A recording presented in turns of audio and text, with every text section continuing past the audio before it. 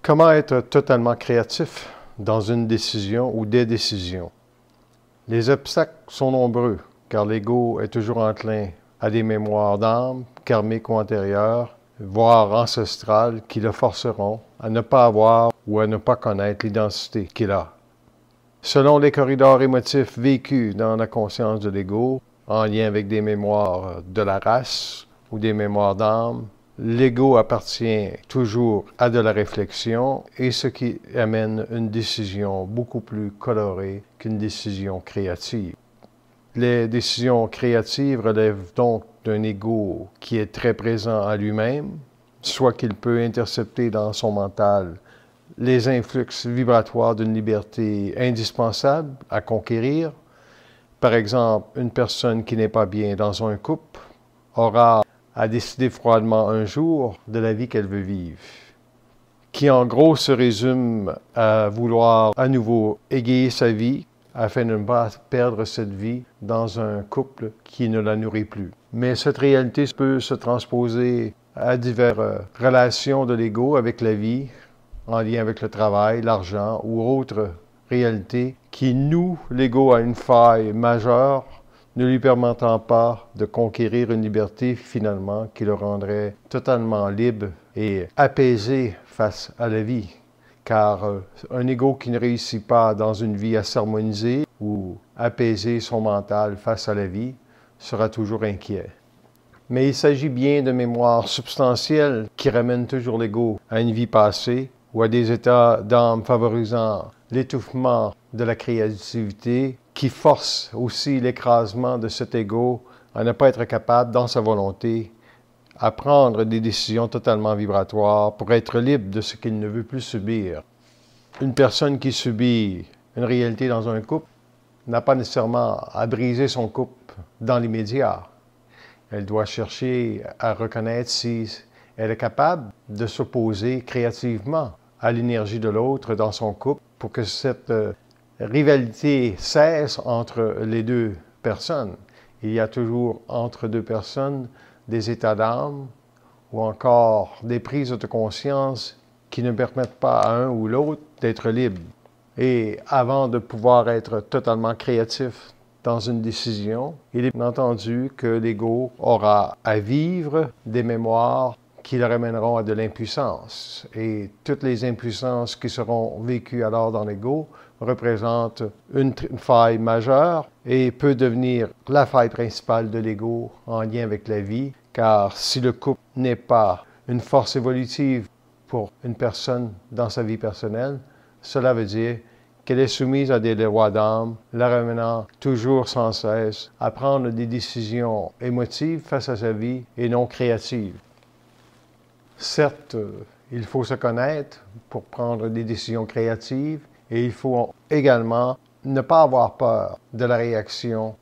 de l'autre, mais bien d'envisager quelle est, dans une décision, les potentiels états d'âme qui seront générés face à la décision qu'une personne pourra prendre pour se libérer d'une réalité.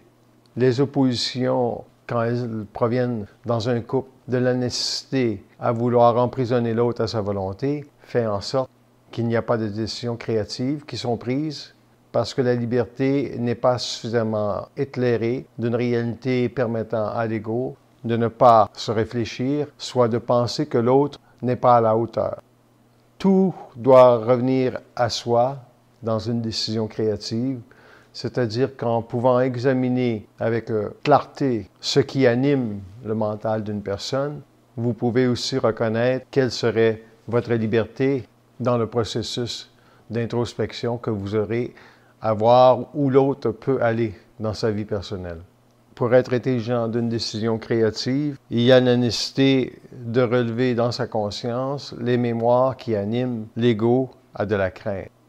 Beaucoup de décisions dans la vie ne sont pas prises parce que l'ego a trop de crainte face à des décisions qu'il doit prendre, mais qu'il ne peut pas prendre parce qu'il n'est pas prêt encore. Comment peut-il reconnaître lorsqu'il sera prêt à prendre une décision? Certes, il y a un épuisement de son ego à vivre les mêmes formes, et aussi il y a un relèvement de l'identité dans l'ego à forcer la colère pour que cet ego explose en volonté et réduise à néant les mémoires qui l'habitent. Si par exemple, vous voulez changer d'emploi parce que vous n'aimez plus l'endroit où vous êtes, cela prendra peut-être 2 à 3 semaines avant que l'énergie de la colère monte en vous pour vous dire simplement qu'il est temps que vous quittez cet emploi. L'intelligence d'être créatif dans une décision est un processus d'évolution pour l'ego, parce qu'il s'oppose à la vie de l'âme et il s'oppose aux mémoires ancestrales ou karmiques permettant au monde de la mort et au monde de l'âme de pénétrer l'ego. Un ego qui est sous haute influence astrale ne pourra jamais percevoir la destinée qui lui revient et également la force de pénétration que lui permettrait une décision pour élargir son champ de conscience face à sa propre vie. Il n'est pas dit qu'une décision ne sera pas suivie par une autre décision. Lorsqu'une personne prend une décision de quitter un couple, elle aura à prendre une autre décision, à savoir si elle doit entretenir une relation avec une personne qu'elle a passé plusieurs années de sa vie, mais dont elle sait que le chemin est totalement terminé, alors que ce sont uniquement les mémoires d'âme qui lui ramènent à l'oreille la nécessité d'entretenir une relation avec une personne, car la spiritualité de croire qu'elle ne peut pas froidement mettre un terme à une relation revient chez elle la hanter et lui procurer dans son mental une sécurité pour ne pas vivre sa vie seule. En étant seul dans sa conscience, l'ego reconnaît ou apprend à reconnaître rapidement que les mémoires liées à l'âme dans l'ego sont énormes et puissantes pour générer une force de dissuasion dans l'ego. Il y a une nécessité des mondes inférieurs de l'âme ou des mondes astraux à générer dans la conscience mentale inférieure de l'âme et d'une personne de la dualité. Alors que dans la décision intégrale, lorsqu'un ego prend cette décision intégrale et créative, il n'existe pas de dualité. Il existe simplement un équilibre pouvant permettre à l'ego d'égayer sa vie du simple fait qu'il se la réapproprie totalement par une puissance d'émettre dans la matière sa volonté. Il est très difficile dans la matière d'émettre sa volonté avec une conscience qui n'est pas avertie qu'elle sera toujours amoindrie par les forces de l'âme, car il n'est pas nécessaire pour un ego de comprendre la vie vibratoirement s'il n'est pas en mesure de générer par lui-même de la vitalité face à l'astral. Cela veut dire que l'ego a puissamment compris que l'astral s'opposera toujours à sa conscience et que celui-ci s'opposera toujours aussi à une volonté de sa part pour émettre dans sa propre vie de la liberté. Les forces astrales ont toujours émises par la pensée des énergies de dissuasion, pouvant créer dans l'ego le doute de savoir ce qu'il est face à la vie. Et c'est pour cela que la décision créative est difficile à faire ou à établir, car dans le processus de la pénétration de l'énergie de sa colère pour faire cesser une réalité, l'ego doit s'élever à une autre énergie, soit à une énergie qu'il ne connaît pas bien souvent, car celle-ci est liée à la descente incarnationnelle précise de son incarnation pour briser possiblement sa plus grande faille dans la matière. Est-ce que tous les hommes ont une grande faille à dépasser dans la vie? Certainement. La femme, bien souvent, aura une faille liée au couple ou au doute d'elle-même ou de son intelligence face à la vie, alors que l'homme sera plus souvent qu'autrement lié à une faille pouvant générer chez lui une incapacité d'émettre de l'intelligence là où il se doit dans sa vie. Certes, l'ego dans l'homme a une capacité de construire et de faire de grandes choses, mais s'il n'est pas capable de déterminer la courbe évolutive de son intelligence en lien avec sa vie personnelle, il aura beaucoup de difficultés à vivre cette vie dans la matière, puisqu'il est dans une densité plus grande, imprégnée de la matière. Alors que pour la femme, ses décisions sont toujours en relation avec sa vie personnelle, son identité personnelle, pour ne pas être assujetti à l'autorité de l'homme qui contrôle massivement les forces karmiques de la Terre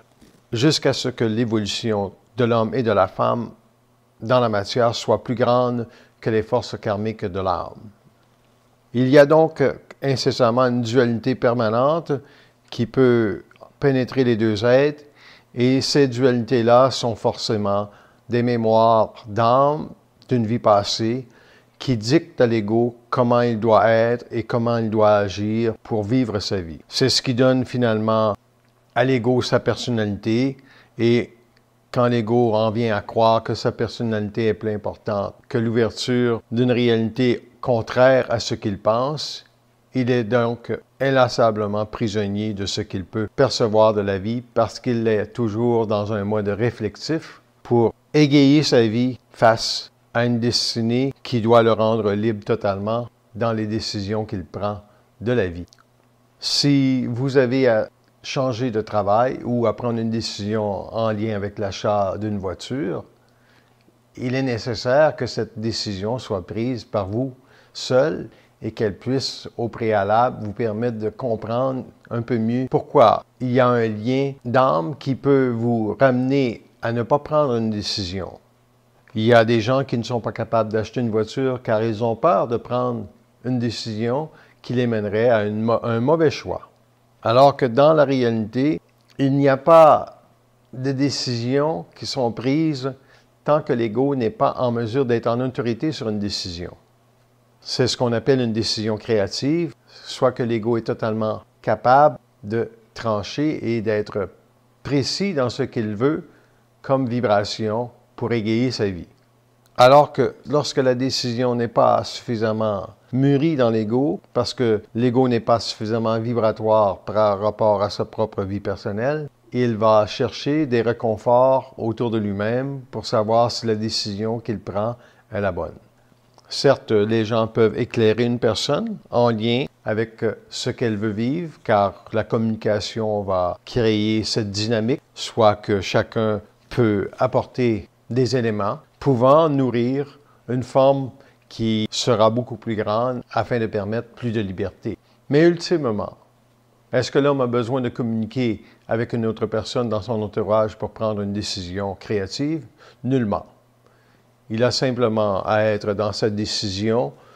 le seul gestionnaire de l'autorité qu'il doit établir et faire descendre dans la matière pour qu'il ne soit pas brimé face aux obstacles qu'on lui présentera du moment où il décidera que sa décision est celle qu'il va assumer totalement. Pour accepter de voir, il faut être froid. Et pour reconnaître dans la décision que l'on prend, si on est parasité par une volonté illusoire, il est créatif de se poser la question suivante. Suis-je celui qui prend la décision ou suis-je influencé dans l'égard de ma décision par des mémoires ou des pensées qui vont créer dans mon mental la réalité suivante? Qu'est-ce que les autres vont penser de moi ou qu'est-ce que les autres vont dire? Sont ici des réflexions astrales menées à chaud dans l'ego au lieu d'être froid. La contradiction que l'ego vit alors face à ses décisions n'est pas réglée en lui-même, et c'est ce qui donne à la dualité de l'astral et à la pensée astrale la capacité de pénétrer l'ego pour l'éteindre dans sa volonté et son feu à l'égard d'une décision qu'il sait qu'il doit prendre, mais qu'il ne peut pas prendre parce que la colère que l'ego n'a pas encore dans le mental est insuffisante. Toute valeur négative liée à une décision doit être brûlée dans le mental de l'homme, c'est-à-dire qu'une pensée vous ramenant à de l'incertitude, vous faisant croire que peut-être si vous décidez de quitter votre conjoint, votre vie ne sera peut-être pas aussi grande, est réellement un jeu de l'astral pour vous empêcher d'être libre. Toutefois, si vous choisissez l'étude tout en prenant une décision éventuelle, vous êtes davantage dans la possibilité d'égayer votre vie à la décision que vous aurez à prendre pour que celle-ci soit totalement tranchante. Il ne faut pas avoir de désir dans une décision, car la force d'équilibre d'une décision est celle de reconnaître que cette décision ne nous contrarie pas d'aucune façon. Elle nous permet d'avancer et d'égayer sa vie afin de reconnaître que seule la liberté de pouvoir générer dans sa conscience de la volonté intelligente en lien avec tout ce qui ne peut plus être toléré de sa part et ce qui dictera l'accomplissement total d'une volonté à rester libre. Décider de ce que l'on vive n'est pas un résultat basé sur de l'espoir. Décider ce que l'on veut vivre est basé sur le résultat vibratoire que l'on a pris une décision qui vient de soi-même et non de l'extérieur.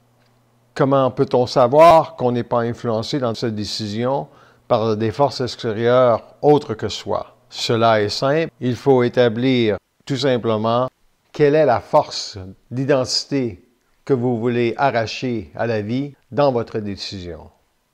Si vous êtes en couple et que vous souffrez d'une réalité, la force de décision d'arracher à la vie sera celle non pas de ne pas souffrir ou de ne plus souffrir, mais d'établir que ce que vous vivez dans le couple n'est pas intelligent et que vous allez y mettre un terme.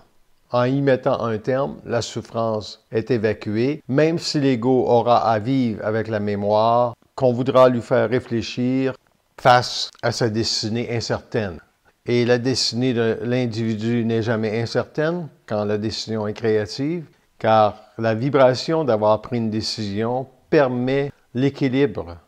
mental et d'établir dans l'ego la prochaine décision à prendre pour s'assurer qu'on ne soit pas perturbable dans les jours et les semaines à venir en lien avec une décision. Il y a beaucoup de gens qui disent que vibratoirement, l'homme ne peut pas vivre sa vie seul. Et dans la réalité, c'est que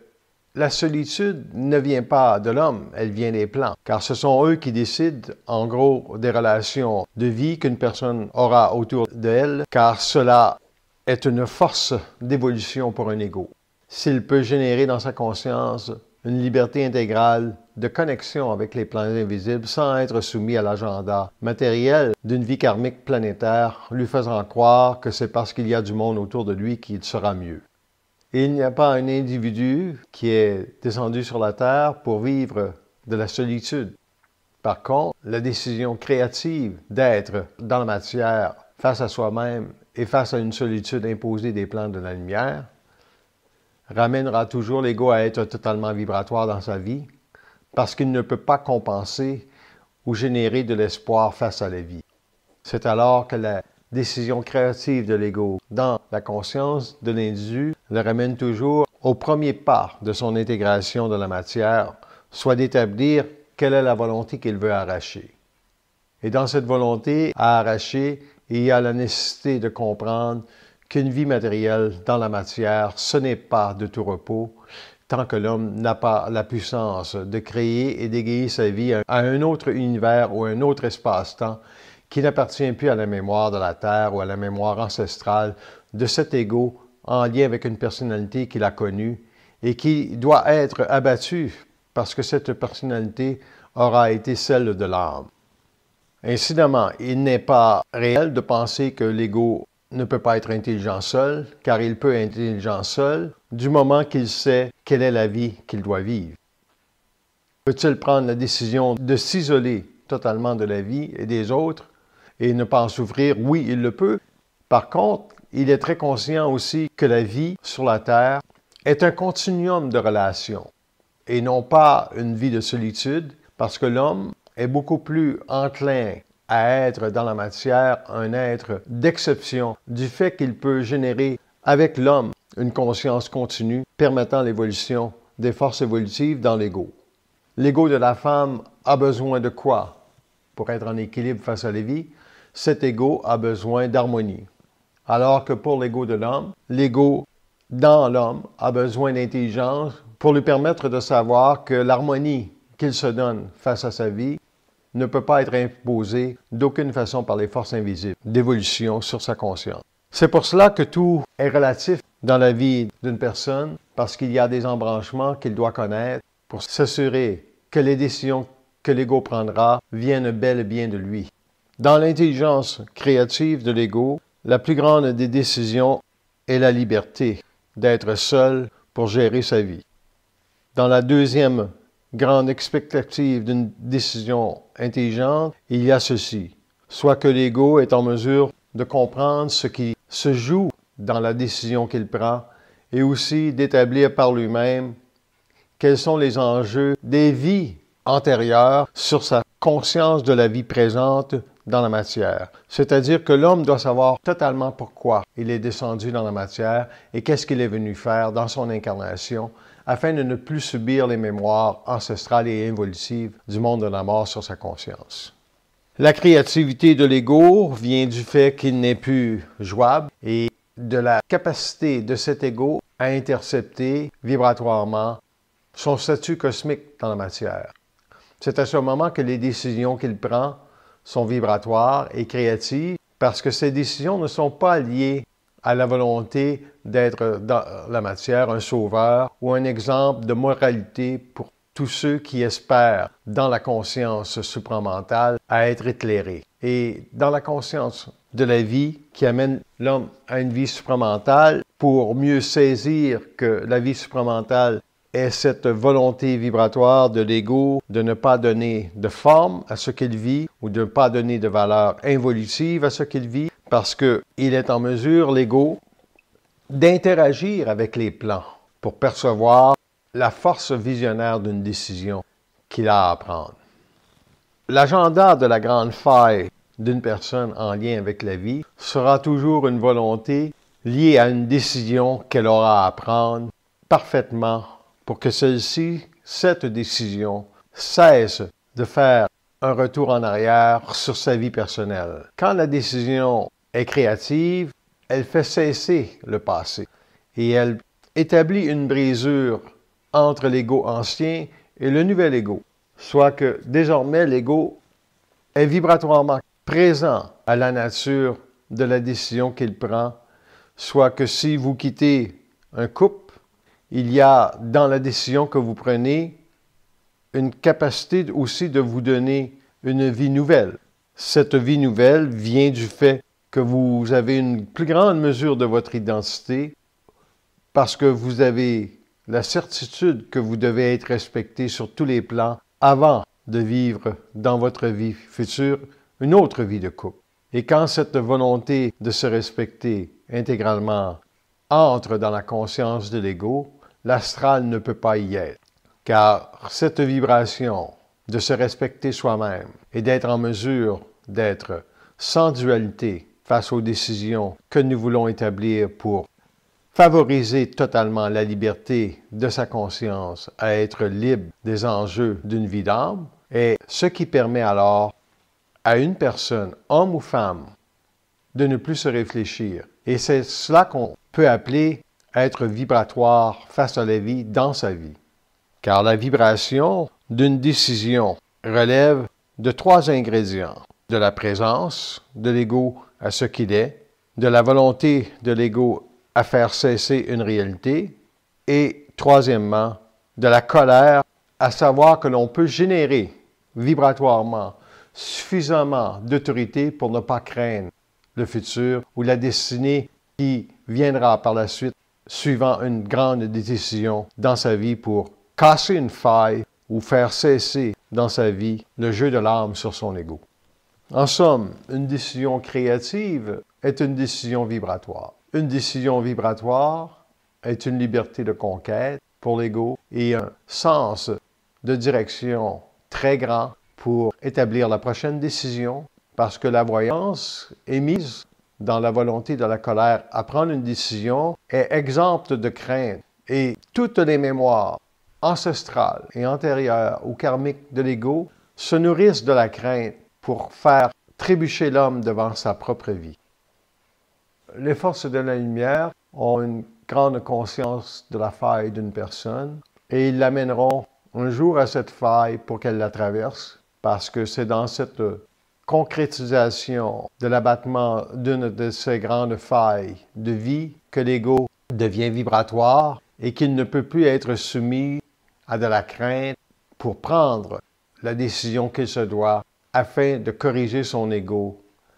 et de créer dans son ego l'espace de certitude dont il a besoin pour ne plus craindre sa vie. Les mémoires qu'une âme amène dans une incarnation ont pour objet de faire trébucher l'ego afin que la volonté qu'il doit avoir pour discerner de ce qui est intelligent, de ce qui ne l'est pas, la décision qu'il doit prendre. Quand l'ego est forcé à une décision, c'est parce qu'il n'a pas été en mesure, dans les jours précédents, à saisir l'ampleur de la réalité qui se dressait devant lui. Et c'est pour ça qu'une décision doit être prise froidement, parce que toute réalité oppositionnelle est construite par des liens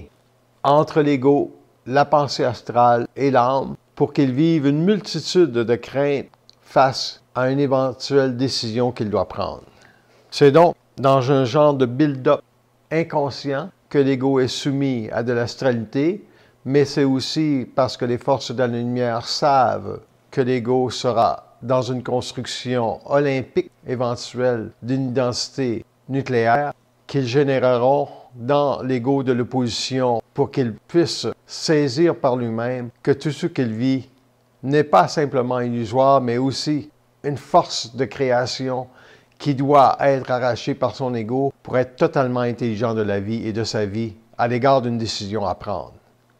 Les forces de la lumière sont alors très présentes dans ce processus d'arrêt de la conscience astrale de l'ego face à une réalité ou une faille, parce qu'il la recherche, cette brisure, afin de permettre un jour à l'homme d'être lui-même son seul et unique combattant face à la noirceur.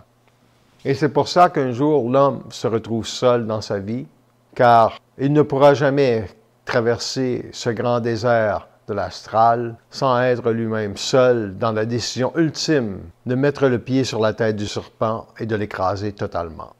La genèse de l'individu et la genèse de la communication dans l'ego avec les plans invisibles est 12 jours plus grande que ce que l'homme pourra retrouver avec ses semblables, car présentement, les forces de la noirceur sur la Terre ont pour objet de créer dans l'ego des insécurités afin qu'il s'élève en vibration. Et cette vibration ne vient pas d'une communauté dans la matière, mais elle vient dans l'homme, dans sa capacité à être lui-même seul face à sa vie et être dans le vide catégorique de pouvoir intercepter tout ce qui se trame contre lui pour ne pas être solaire. Cela veut dire que les autres peuvent facilement être utilisés dans la vie d'une personne pour qu'il ne prenne pas de décision. Et que la société actuelle est basée sur des lois de non-intelligence, nourrissant la mémoire pour ne pas permettre à une personne de s'individualiser. C'est donc pour cela que l'homme n'a pas besoin de personne pour être intelligent, mais il est intelligent lui-même de sa propre vie s'il sait qu'il sera toujours intelligent aussi d'aller dans le monde et d'apprécier la vibration de l'homme, parce que celui-ci a aussi la capacité de pouvoir égayer sa vie si les forces de la lumière en ont décidé ainsi.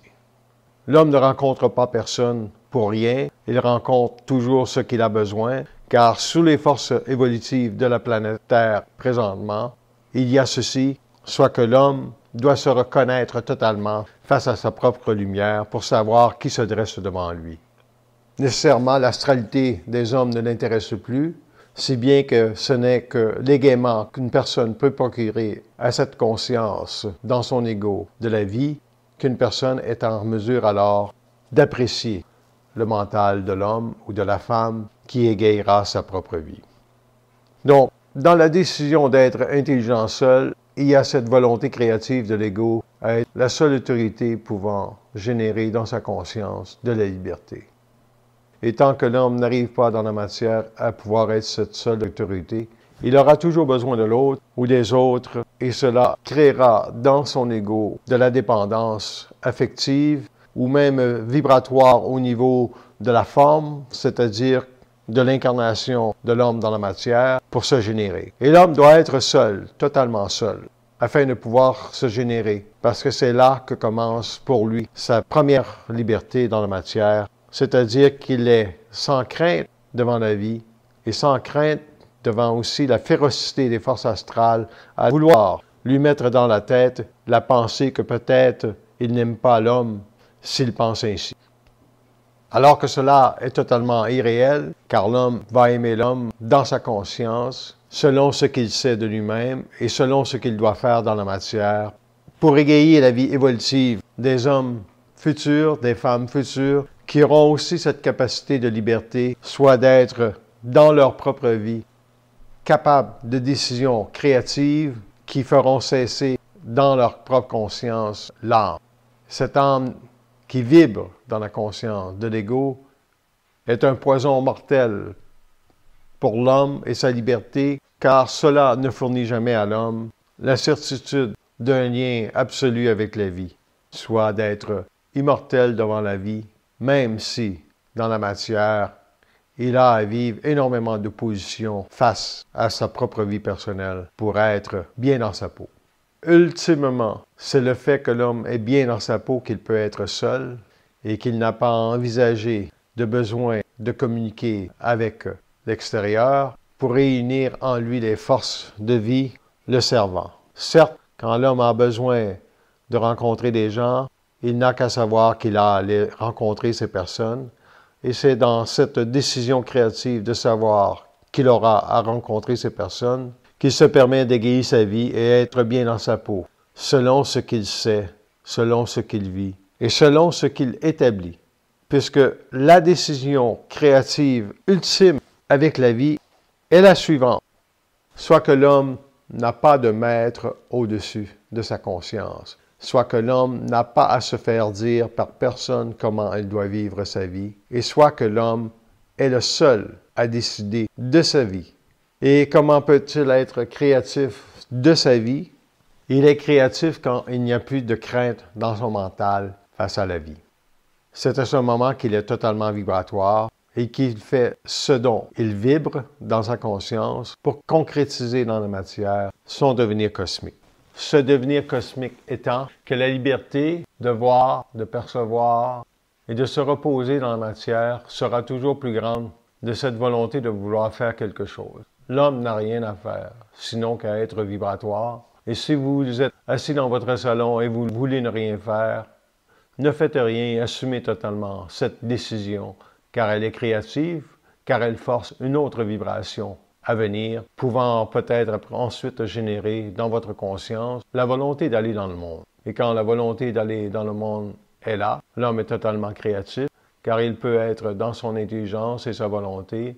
un réceptacle totalement libre des vies qui se mènent sur la terre, parce qu'il les comprend ultimement à partir simplement de sa vibration à lui, qui est prépersonnelle, soit que l'homme est dans la matière pour une simple et unique raison. Il doit devenir immortel. Et quand est-il immortel? Il est immortel quand il n'a plus rien à revendiquer dans la matière pour devenir par lui-même son propre feu de conscience, pour savoir que tout ce qui se passe n'est pas une évolution qui l'intéresse, mais que cela fait partie de l'évolution des plans invisibles pour générer dans la matière une conscience parfaite des paradis à venir qui s'installeront et qui auront pour but ultime d'éliminer totalement l'astral de la Terre. En ce sens, l'homme qui est conscient et décisionnel dans sa vie en arrive à la seule et unique volonté, soit que sa paix s'égaye dans la matière de sa conscience de savoir qu'il n'a rien à faire, sinon que d'être vibratoire face à la décision qu'il a à prendre pour mener sa vie et être bien dans sa vie.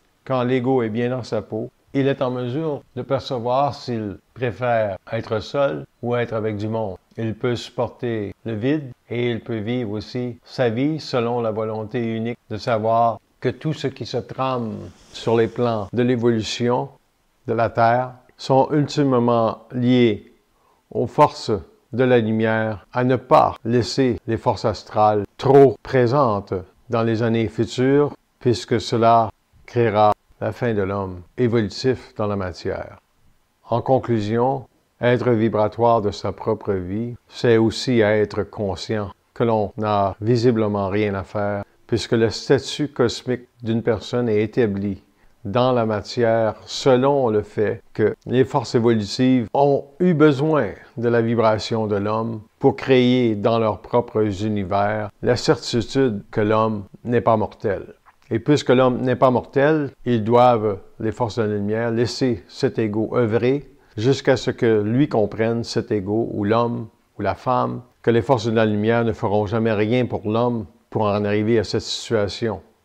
Et c'est pour cette raison que les décisions créatives de l'ego en lien avec sa vie personnelle lui viendront toujours de la réalité suivante, soit qu'il n'a pas de crainte face à ce qu'il est, soit qu'il n'a pas à aller dans le monde s'il ne le veut pas, et soit qu'il n'a rien à faire si aussi il n'entend rien faire. À ce moment, les forces de la lumière généreront une plus grande vibration pour créer dans les espaces-temps des corridors lui permettant de se révéler dans son statut cosmique, si bien que l'homme sera totalement vibratoire parce que les forces de la lumière l'auront aussi reconnu sur les plans, que cet être vibratoire dans la matière n'a pas à être soutenu ou n'a pas à être refusé de son autorité absolue de création. Et dans cette volonté de création, la décision de l'homme d'être sa propre conscience immortelle est établie sur les plans, et c'est ce qui fait de lui un être d'autant plus vibratoire dans la matière parce qu'il peut être créatif de ce qu'il est, en lien avec la certitude qu'il sait très bien que les forces de vie tiennent les ficelles du temps par rapport à tout ce qui doit être vécu sur la Terre. Donc, l'homme ne peut pas devancer dans une décision qu'il prendra le caractère occulte de l'évolution, soit que celui-ci est programmé par les forces de la lumière parce qu'ils savent déjà que tout ce qui doit se vivre dans les décisions des égos et des âmes sur la Terre est une force de construction éventuelle qui n'est pas encore suffisamment présente dans l'homme et la femme pour qu'ils ne vivent plus de souffrance. Et tant que les égos ont besoin de la souffrance pour évoluer et que les forces de la lumière savent que cette souffrance sert à la mise en colère de l'ego face à ce qu'il vit et à ses failles, il est compris et su que les forces de la lumière ne feront rien pour l'homme pour lui permettre d'abattre ses craintes. C'est donc pour cela que la décision la plus grande et créative de l'homme face à sa vie, c'est de ne pas craindre sa vie et de ne pas penser qu'il a à faire quelque chose, mais bien qu'il peut simplement comprendre que sa communication avec sa vie personnelle et sa propre intelligence est une seule et unique fusion entre lui et la lumière. Et c'est pour cela que l'ego n'a pas à aller dans le monde. Il peut être lui-même, et s'il a à aller dans le monde, il sait pourquoi il ira dans le monde. Et il y a cette force d'intégration dans la fusion qui est le principe de l'amour, qui est unique à l'homme et qui n'appartient pas au plan, mais qui permet à l'homme d'aimer l'homme, et c'est pour cela qu'il ira dans la matière pour livrer la marchandise au niveau de l'information qu'il se doit, afin que les hommes aussi se libèrent des plans d'évolution et des forces involutives de la planète Terre. Le travail se fait sur deux fronts, et c'est pour cela que dans le corridor vibratoire de la montée d'énergie de l'homme, en lien avec l'atome prépersonnel de sa conscience pour établir qu'il est immortel, que l'ego ne doit plus s'en faire avec la vie et ne doit plus non plus regarder vers l'invisible pour savoir quelle est sa vie. Vibratoirement, il doit la savoir dans la matière et en être totalement habité pour que les plans reconnaissent aussi qu'il est un grand être et qu'il n'a pas à se faire dire comment vivre sa vie parce que cela n'est pas réel, que les forces de la lumière interviennent continuellement dans les décisions de l'homme, parce que vibratoire, l'homme sera de sa vie et que cette vibration ne viendra pas de l'esprit en lui, mais bien de sa volonté à être libre et à avoir dans sa tête la paix qu'il a besoin pour être bien dans sa peau et ne plus s'en faire de la vie. Donc, tout ce qui est à l'homme vient de l'intérieur et tout ce qui est à l'âme vient de l'extérieur. C'est pour cela que l'homme solaire, l'homme libre, l'homme supramental, est un être visionnaire de sa vibration. Et quand il a à faire quelque chose, il le fait. Et s'il n'a pas à le faire, il ne le fait pas.